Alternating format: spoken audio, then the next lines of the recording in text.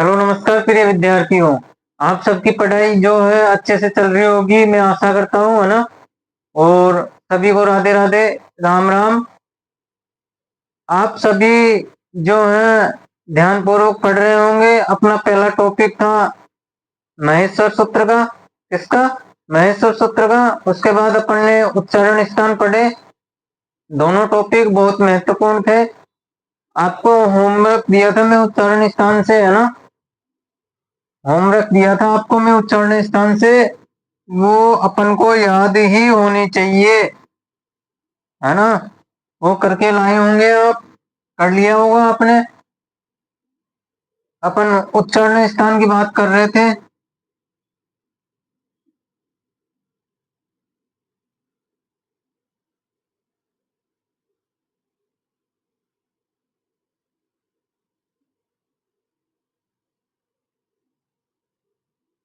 उच्चारण स्थान अपन पढ़ रहे थे, है ना। तो आज का टॉपिक अपन होमवर्क दिए थे उसके बारे में चर्चा कर रहा हूं मैं पहले, है ना। तो अपन ने दिया था, इधर थे स्वर, इधर थे व्यंजन, है ना। होमवर्क की कॉपी में आपने नोट किया होगा, वो चेक करो एक बार।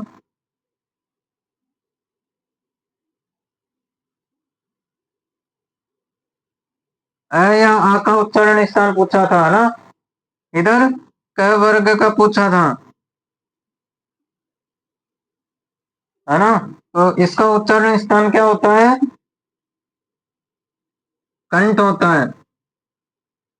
कंठ किस सूत्र के द्वारा होता है? अकु है विसर्जिया नाम कंठ है। अकु है विसर्जिया नाम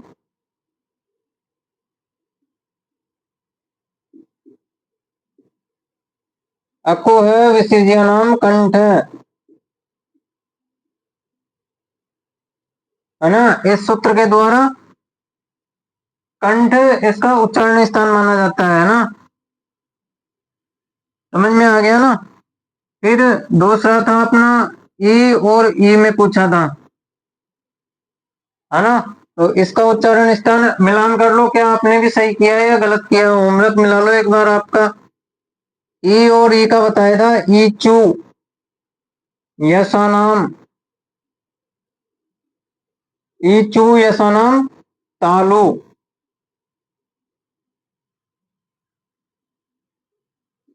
फिर री का दिया था, तो इसका सूत्र होता है री टू।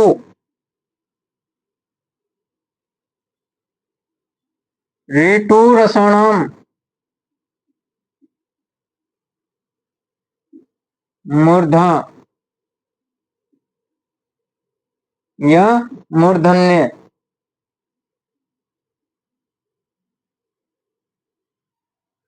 है ना। लाला लियो एक दिया था अपन ने त का, त वर्ग का। इसका त वर्ग का दिया था। त वर्ग का क्या होता है?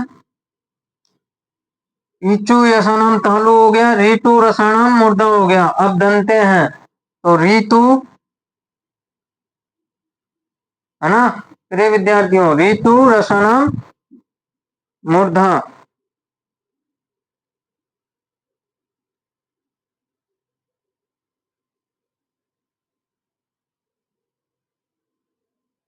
देखिए, अपन ने पहला पढ़ लिया अकु है विसर्जिया नाम कंठ है। दूसरा पढ़ लिया ईचू यशानाम तालु, रीतु रसाणाम मूर्धा।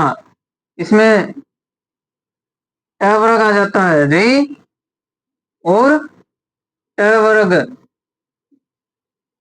ट वाली पूरी लाइन आ जाती है। लाला लियो ट ढ ढ ढ न, है ना। क वर्ग आ गया कंठेने में। अब त वर्ग आता है दंते में। तो इसका सूत्र आता है ऋतु लसानाम दंत। ऋतु लसानाम दंत, ली आ गया और त वर्ग आ गया। तो ये अपन ने पढ़ लिया था, है ना। एक अपन ने होमवर्क में दिया था कि ए आ जाए या ओ आ जाए। इसके लिए सूत्र दिया था, एक सूत्र आता है ए दो तो।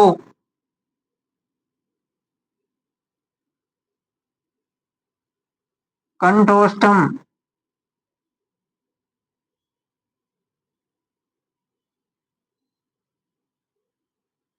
एक आता है ओ दो तो।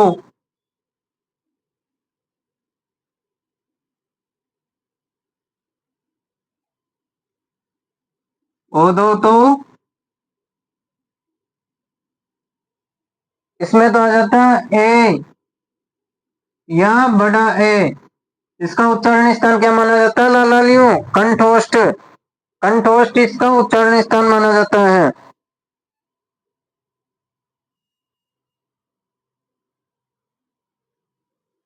ना? इसका उच्चारण स्थान क्या माना जाता है? उल्टा लिख दिया मैंने, है ना?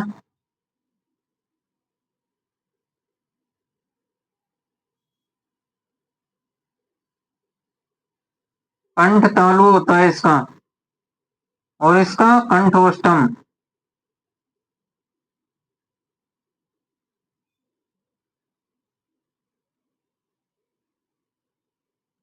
ये अपन ने पढ़ लिया था। ए आ जाए तो उसका कंठ तालु होता है, ओ आ जाए या फिर औ आ जाए, उसका उच्चारण स्थान अपन ने क्या पढ़ा था? कंठोष्टम। कंठ और ओष्ठ, कंठ और ओष्ठ। इसका ओ का ओ। ओ बोल के देखिए ओ। अगर कभी कंफ्यूजन हो ना, कंठ तालु कौन सा है, कंठोष्टम कैसा है ना, कौन सा है, तो इसके संबंध में ला लियो, बोल के देखिए।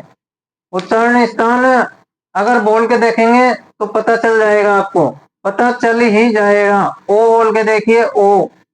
होठ गोल हो रहे हैं ना अपने। कंठोष्टम। ओ बोल के देखिए तो कंठ से तो आवाज आएगी ही, साथ में ओष्ठ अदर से भी आवाज आएगी, है ना? तो क्या हो जाएगा? कंठोष्टम। ये अपन ने सारा सब कुछ पढ़ लिया था। एक अपन ने पढ़ा था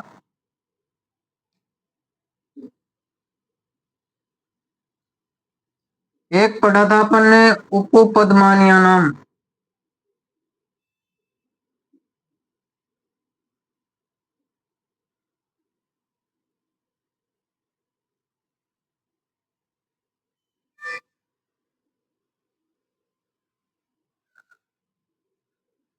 उपपद यानी किसको बोलते हैं? जिसके आगे अर्ध विसर्ग हो, क के आगे हो और ख के आगे हो, उसे क्या बोलते हैं? उपपद। क्या बोलते हैं? उपपद बोलते हैं लालियों, उपपद।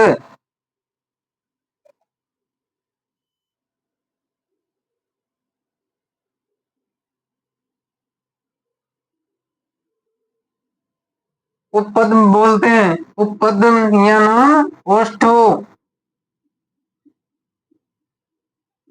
उपपद या नाम ओष्ठो। क के पहले विसर्ग आ जाए या ख के पहले विसर्ग आ जाए, या अर्ध चंद्राकार जो चिन्ह है ये अर्ध विसर्ग आ जाए, क्या अर्ध विसर्ग आ जाए क या ख से पहले, तो उसका उच्चारण क्या मानते हैं? ओष्ठ मानते हैं। क्या मानते हैं? ओष्ठ मानते हैं। इसका उच्चारण स्थान किससे मानते हैं? होठ से, या संस्कृत में बोले तो ओष्ठ से। अब एक और आ जाता है यहीं से, जिव्य मूलस्य। जिव्य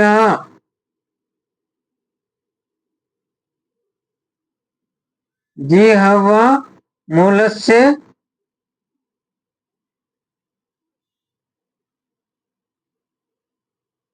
जिव्य मूलस्य जिव्य मूलम। ये अपन ने सूत्र पढ़ा था।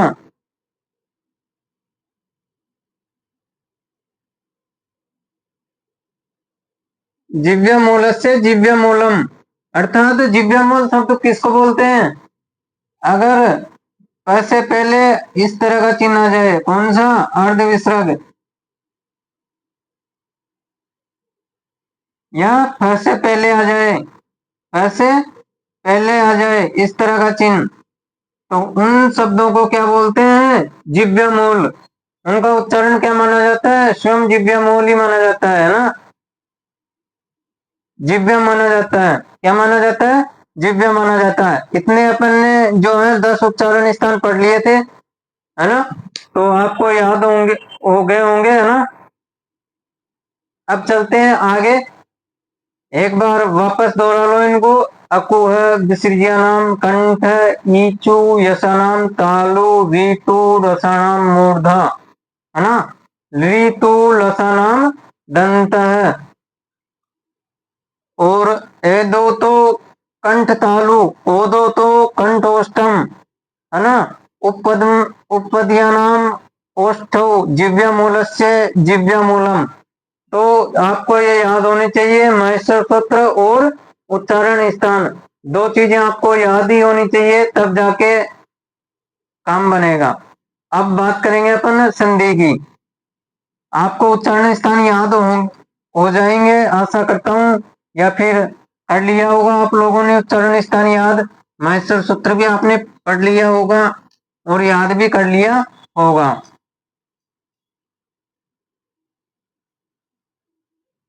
आगे बात करते हैं संधि की, जो महत्वपूर्ण आ जाती है आपके लिए लालियों। क्या महत्वपूर्ण चीज आ जाती है आपके लिए?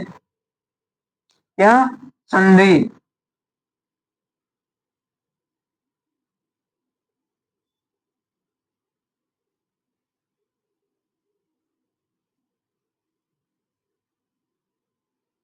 संधि की अगर बात करें तो संधि में सम उपसर्ग, सम क्या लालियों?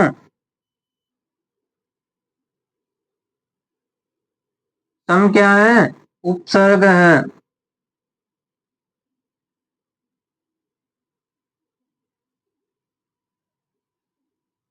सम उपसर्ग है, धा धातु है। क्या है?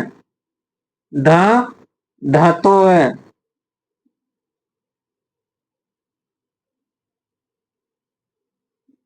धातु होती है, जैसे पठ धातु हो गई पढ़ने अर्थ में, है ना? धाव धातु धातु हो गई दौड़ने अर्थ में। इस तरह से संस्कृत में धातुएं चलती है। क्या? संस्कृत में धातुएं चलती है, जैसे पठ हो गई, गम हो गई, लिख हो गई। धाव धातु हो गई, या इसको धा धातु भी बोल देते हैं, है ना? नहीं, धाव धातु ही होती है, धा नहीं बोलते। चल धातु हो गई, चल धातु के रूप बनते हैं चलती, चलत, चलंती, चलसी, चलत, चलत, चलामी, चलाव, चलामा। इस तरह से ये धातुएं होती है लालियों। इन धातुओं, ये धातुएं जो है महत्वपूर्ण होती है, इन धातुओं को भी अपन पढ़ेंगे। पठ धातु हो गई, गम धातु हो गई, लिख धातु हो गई, चल धातु हो गई, है ना? आगे देखिए,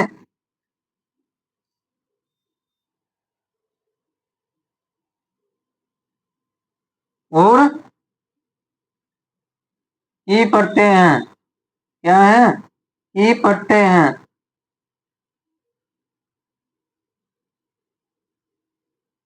उपसर्ग हमेशा क्या कहाँ जोड़ते हैं? शब्द के आगे जोड़ते हैं। कहाँ जोड़ते हैं लालियों? आगे जोड़ते हैं। कहाँ जोड़ते हैं? आगे। और शब्द के जो है पीछे कौन जुड़ता है? अगर पीछे की बात करूं तो पीछे पढ़ते जुड़ते हैं। क्या लालियों? पढ़ते शब्द के पीछे जुड़ते हैं। तो यहाँ देखिए, सम उपसर्ग आ गया, है ना? सम उपसर्ग, दा धातु, और ये पढ़ते हैं। तो सम में से सह लिया। हम क्या क्या होता है? मौनानुस्वार संधि होती है लालियों, एक मौनानुस्वार। ये संधि ये कहती है कि अगर मैं हलंत हो और आधा हो तो उसका अनुस्वार या विसर्ग हो जाता है, अनुस्वार हो जाता है लालियो, क्या हो जाता है, अनुस्वार हो जाता है, क्या हो जाता है, अनुस्वार। तो देखो, और धा धातु में की प्रत्यय जोड़ेंगे तो क्या हो जाएगा, संधि। धा धातु में की प्रत्यय जोड़ेंगे, की प्रत्यय जोड़ेंगे तो की का क्या शेष बचता है, ई, क्या शेष बचता है, ई। और धा अकारस्य, एक सूत्र आता है अकारस्य, क्या आता है, अकारस्य, अकारस्य सूत्र के द्वारा क्या हो जाता है, आ हट जाता है, क्या हट जाता है, आ हट जाता है। और ध में ई जोड़ेंगे तो क्या हो गया, सद्धि। और मैं अपन ने पढ़ा था मनोनुसार हो जाता है, यानी अनुस्वार हो जाता है, वो कहाँ लग जाएगा, ऊपर। और संधि क्या शब्द बनकर क्या तैयार हो जाता है, संधि। तो आपके समझ में आ गया होगा, समुच्चरक धा धातु की प्रत्यय, की में ये शेष बचता है, क का लोप हो जाता है, धा धातु में से आ का लोप हो जाता है अकार से सूत्र के द्वारा, और ध शेष बचता है, इससे क्या बन जाता है, संधि बन जाती है ना। प्रिय विद्यार्थियों, ये लिख लो जल्दी से, जल्दी से नोट कर लो लालियों, जल्दी से लिख लो।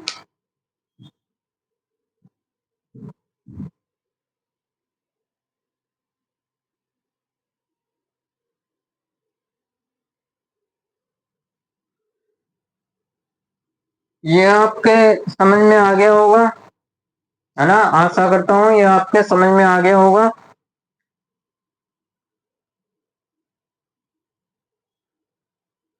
संधि शब्द की जो उत्पत्ति है उस संबंध में अपन ने बात कर ली है, संधि शब्द की उत्पत्ति के बारे में अपन ने बात कर ली है। अब आगे बात करते हैं इसकी परिभाषा से लेकर, है ना, परिभाषा से लेकर इसकी जो है विचार विमर्श करते हैं अपन।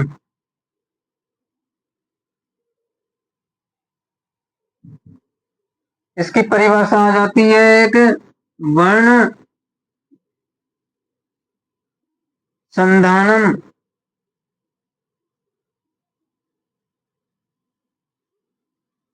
वर्ण संधानम संधि,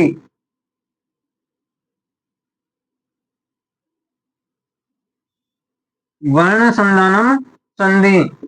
वर्ण का संधान करें प्रिय विद्यार्थियों, वर्ण का संधान करें।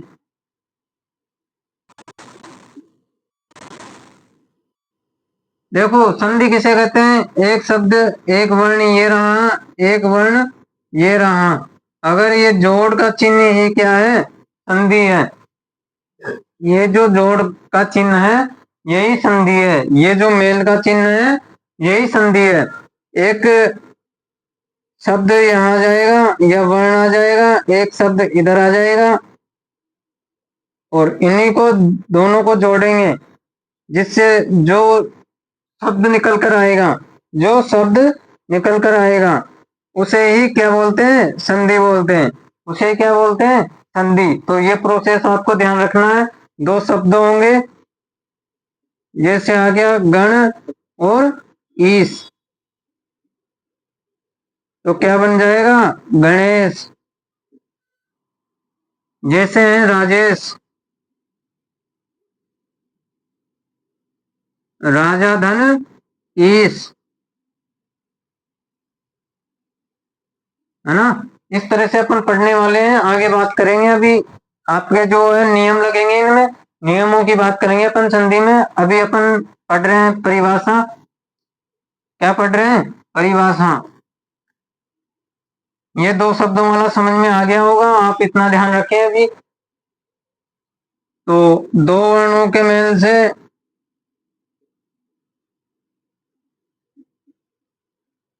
दो वर्णों के मेल से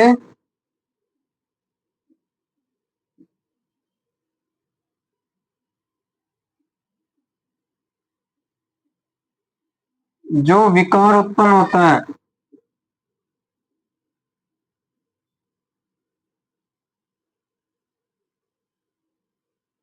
जो विकार उत्पन्न होता है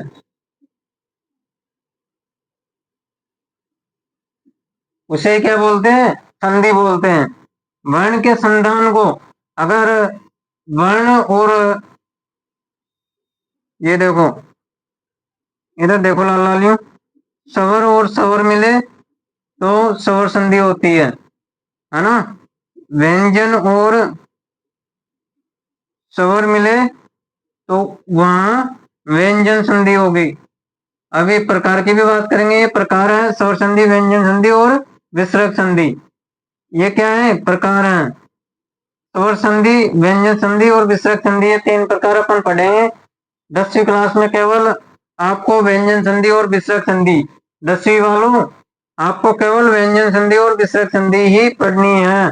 मैं शुरू से लेकर चल रहा हूँ, मैं स्वर संधि भी पढ़ाऊंगा, क्योंकि 11th और जो 11वीं और 12वीं है उसमें स्वर संधि भी है ना। तो स्वर संधि भी पढ़ना है अपन को, व्यंजन भी पढ़ना है, विसर्ग भी पढ़ना है। देखिए, स्वर स्वर भी आ सकते हैं, व्यंजन और स्वर भी आ सकते हैं।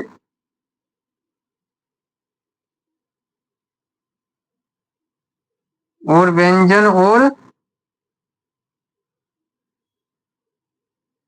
विसर्ग भी आ सकता है। ये अपन परिभाषाओं की बात कर लिए लाल लालियों, है ना।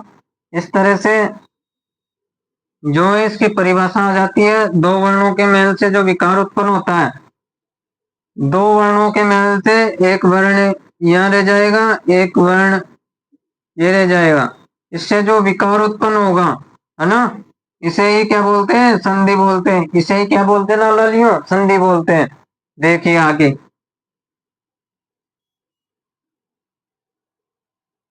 देखिए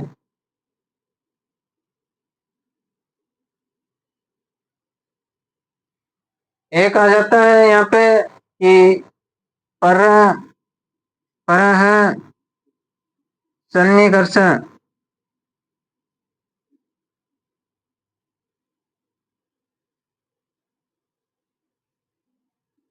संहिता।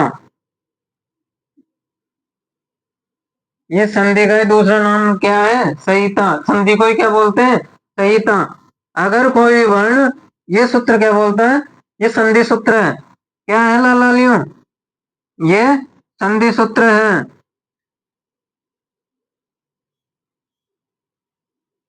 संधि सूत्र है ये।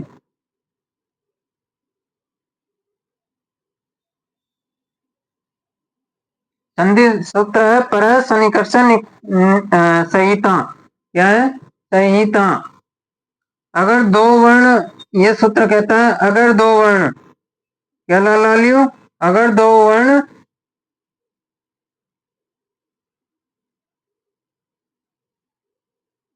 पास पास है, सन्निकर्ष है। सन्निकर्ष का मतलब पास पास है। अगर दो वर्ण पास पास है तो उसे क्या बोलते हैं? संहिता बोलते हैं। दो पास पास वर्णों के सहयोग से जो शब्द निर्मित होता है, क्या, जो शब्द निर्मित होता है उसे ही संहिता कहते हैं। क्या कहते हैं लाल लालियों? संहिता कहते हैं। पर है सन्निकर्ष है निष्कर संहिता। पर है सन्निकर्ष संहिता। ये अपन ने बात कर ली है, जल्दी लिख लो इनको,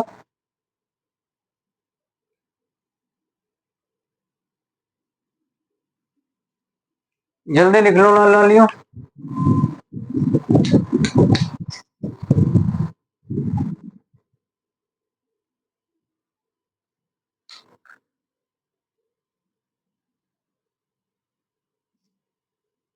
आप सभी ने ये लॉकडाउन कर लिया होगा, है ना।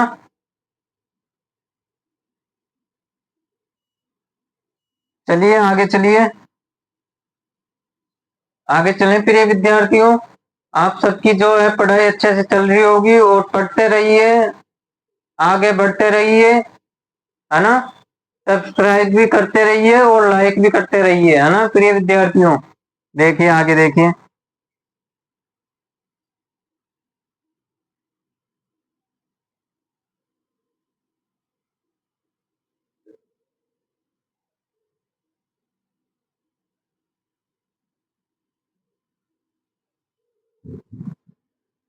आगे देखिए, ये हो गया प्रथम पद।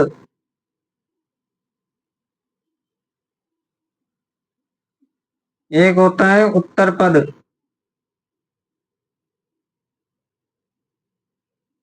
इनके सहयोग से जो ये प्लस का चिन्ह है, ये जो प्लस का चिन्ह है, इनका सहयोग होगा। इन शब्दों को जोड़ेंगे। इस शब्द को, यहाँ पे एक शब्द रहेगा, इसको जोड़ेंगे। यहाँ पे उत्तर पद में प्रथम पद रहेगा, उसको जोड़ेंगे। उसके जोड़ने से जो विकार उत्पन्न होगा उसे ही संधि कहते हैं। एक प्रथम पद रहेगा, एक उत्तर पद रहेगा, उसमें ये चिन्ह लगाकर अपन संधि करेंगे, है ना लाल लालियो।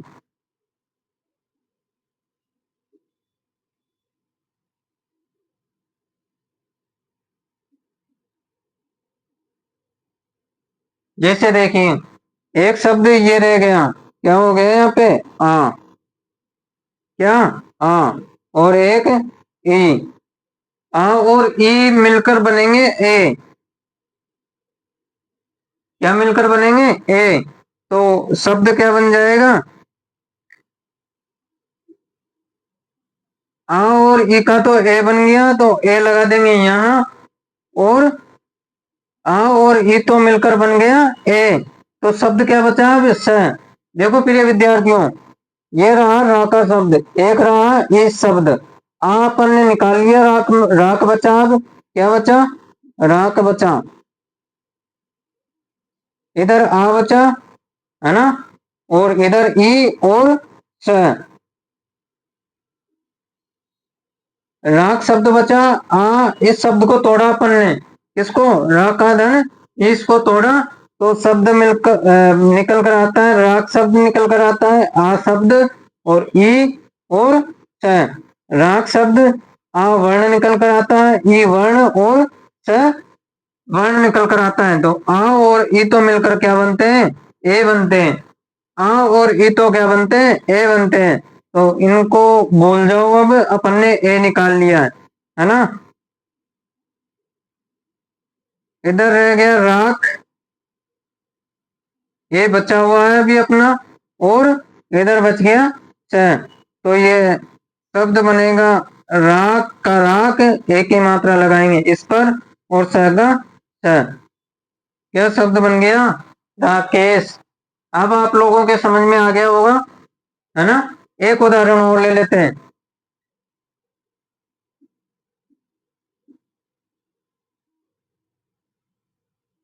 इस शब्द को तोड़िए, है ना।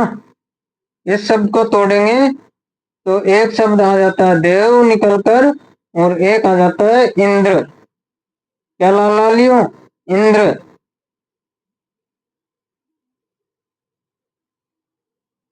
तो इस शब्द को तोड़ा, हलंत किया, तो अ निकल कर आया, ये रह गया देव। इधर निकल कर आया ई और द्र। अब देखिए, अ और ई मिलकर बनता है ए।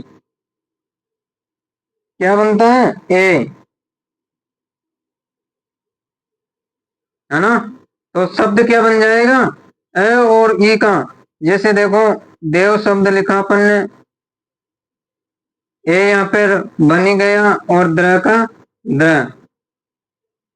देखिए, देव ऐसा कैसा लिखा, एक ही मात्रा जोड़ी इसमें, और द्र का द्र।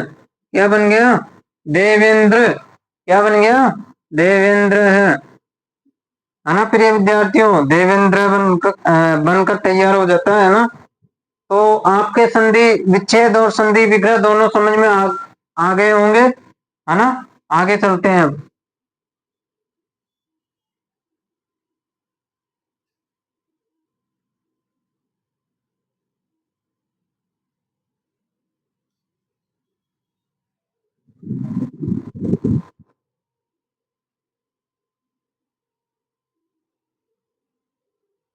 चलिए आगे चलते हैं।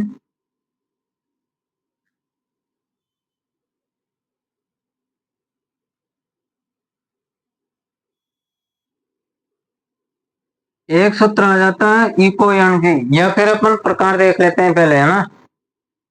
प्रकार कितने होते हैं?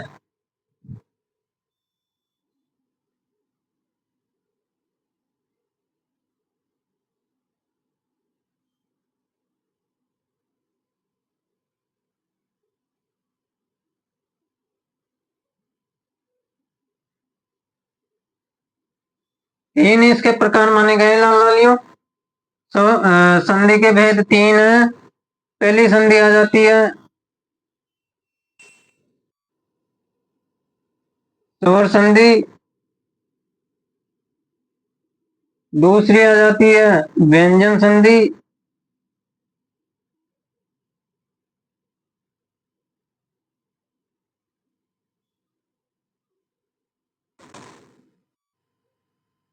मेरे विद्यार्थियों पढ़ते रहिए, आपके संधि का क्वेश्चन जरूर आता है। तो संधि में आप बिना रुके बिना टोके आपको संधि आनी ही चाहिए।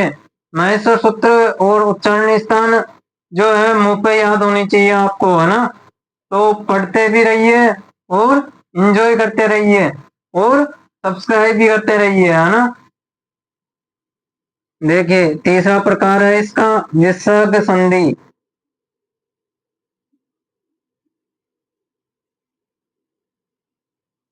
क्या है? विसर्ग संधि। पहला आ जाता है स्वर संधि, इसका भेद। दूसरा आ जाता है इसका भेद व्यंजन संधि। क्या आ जाता है? व्यंजन संधि। तीसरा आ जाता है विसर्ग संधि। स्वर संधि, व्यंजन संधि और विसर्ग संधि। अब इन तीनों भेदों के जो है अन्य नामों की बात कर लेते हैं, ना। तो स्वर संधि को अपन बोलते हैं अच संधि।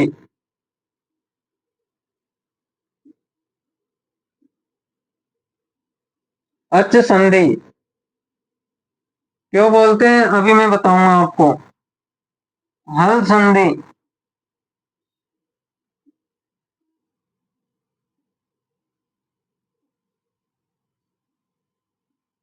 और विसर्ग संधि।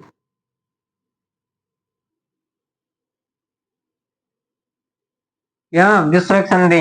अच संधि स्वर संधि को बोलते हैं, हल संधि व्यंजन संधि को बोलते हैं, और विसर्ग संधि विसर्ग आएगा, है ना।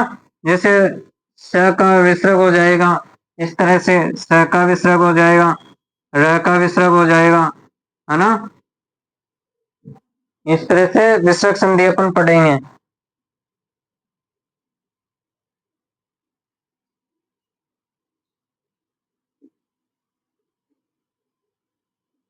तीनों प्रकार में अब देखिए स्वर संधि को उच्च संधि क्यों बोलते हैं। स्वर संधि को अच संधि क्यों बोलते हैं? अच इसलिए बोलते हैं, देखो अपन ने पढ़ा था ना महेश्वर सूत्र। एक बार वापस से लिख दे रहा हूं मैं।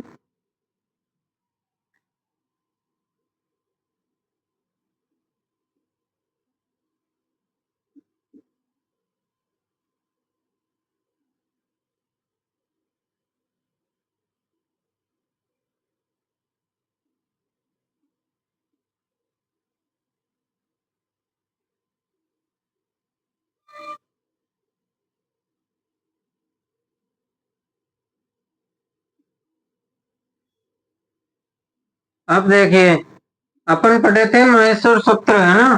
तो अपन ने क्या पढ़ा था, एक महेश्वर सूत्र में अपन ने ये भी पढ़ा था कि हलंत अक्षरों को नहीं गिनना है ना। हलंत अक्षरों को नहीं गिनना है।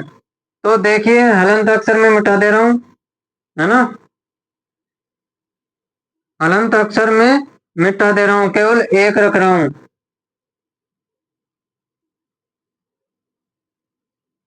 अब देखिए क्या शब्द निकल कर आता है। एक आता है ए, ई, उ, री, लृ, ए, ओ, ऐ, औ, है ना। तो यहां से लेकर यहां तक, यहां से लेकर यहां तक अपन क्या बोलेंगे? अच्छ। क्या हो गया ये प्रत्याहार? अच्छ। क्या हो गया? अच्छ। ऐसे लेकर च तक। इसलिए स्वर संधि में अपन इन वर्णों को ही पढ़ेंगे, केवल इन वर्णों को ही बार बार पढ़ेंगे। कभी और आ के बाद में ई आएगा, या के बाद में ही आएगा, तो वहां पर समान स्वर हो जाएंगे। समान स्वर में कौन सी संधि होगी, ये अपन पढ़ेंगे। दीर्घ संधि होगी, है ना, दीर्घ संधि होगी, ये अपन पढ़ेंगे, है ना, आगे बात करेंगे अपन। तो आपको समझ में आ गया होगा अच कहां से आया, अच क्यों बोलते हैं इसको। स्वर संधि में स्वरों का ही, स्वर वर्णों को ही पढ़ेंगे अपन। केवल किन किन को, ए को, ई को, ऊ को, री, ए, औ, ऐ, ओ और औ को, है ना। क्या हलंत है, क्या क्या है, हलंत है। ये प्रत्याहार अच नाम की पेटी है एक, ऐसे समझिए। अच नाम की एक पेटी है, अगर अपन उसको खोलेंगे तो ये शब्द निकल कर आते हैं, ऐ उण, ली लिक, ऐ ओ, ऐ औ, है ना। ये शब्द निकल कर आ जाते हैं लालियो। तो आप सबके समझ में आ गया होगा, लिखिए इनको, फटाफट लिखिए। आपको ये अच के बारे में कोई नहीं बताएगा प्रिय विद्यार्थियों कि ये अच निकल कर कहां से आता है। आपको महेश्वर सूत्र पढ़े हैं, अगर याद हुए हैं तो आप स्वयं भी अंदाजा लगा सकते हैं, है ना, आप स्वयं भी अंदाजा लगा सकते हैं।